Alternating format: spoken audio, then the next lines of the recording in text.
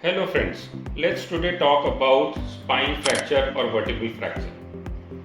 A vertebral fracture or spine fracture is normally a break or collapse in one of the bone vertebrae.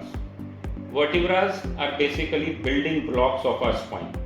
In the cervical spine we have 7 vertebrae, in the thoracic spine we have 12 vertebrae, and in the lumbar spine we have 5 vertebrae.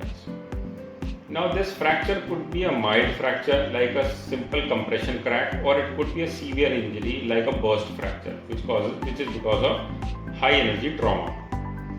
Now sometimes it can cause pressure on the nerves also because the spinal cord is right behind these bones. So when we talk about the reasons for spine fracture, the first thing that comes to our mind is high energy injury or the trauma. This is most commonly seen in young patients or middle-aged adults, and it's a result of road traffic accident or when somebody falls from a height. Sometimes it could happen during the sports also, like rugby or cricket or football, or rarely it can happen because of gunshots also.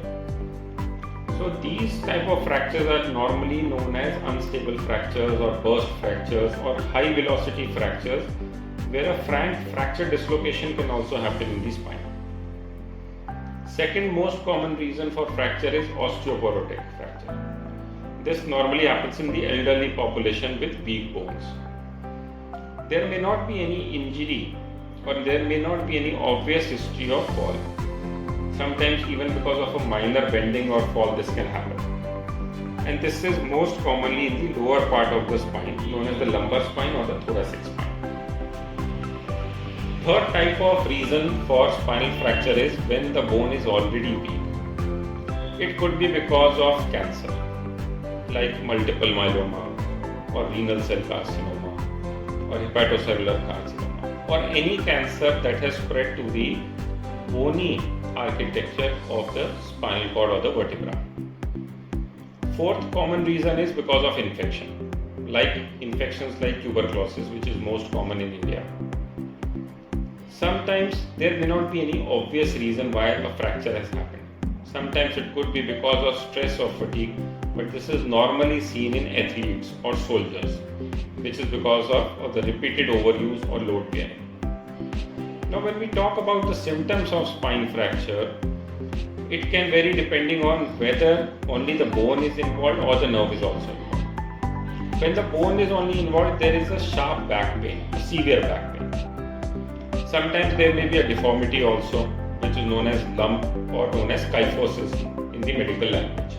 Kyphosis deformity means that the bone has collapsed. Because of the pain, there may be limited mobility. Patient may find it very difficult to get out of the bed in the morning or change posture.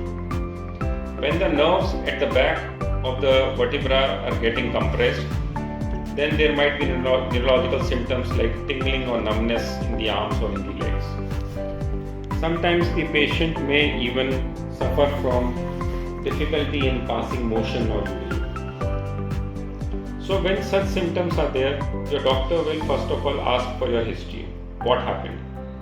He might want to discuss the situations or circumstances under which the injury happened. Secondly, he will go for an X-ray or an MRI that will show a compressed vertebra, or a MRI can even show if the nerve is getting pressed. Sometimes CT scans are also required, but mostly for surgical planning. So mostly whenever you have a fracture in your spine, the doctor will take your detailed history, he will do a neurological examination, he will get your CT scan or the MRI done, and then depending on what kind of fracture it is, whether it is pressing nerve or not, what kind of symptoms you are having, he might suggest you the next course of action in the form of bed rest or medicines or operation if required. All the best.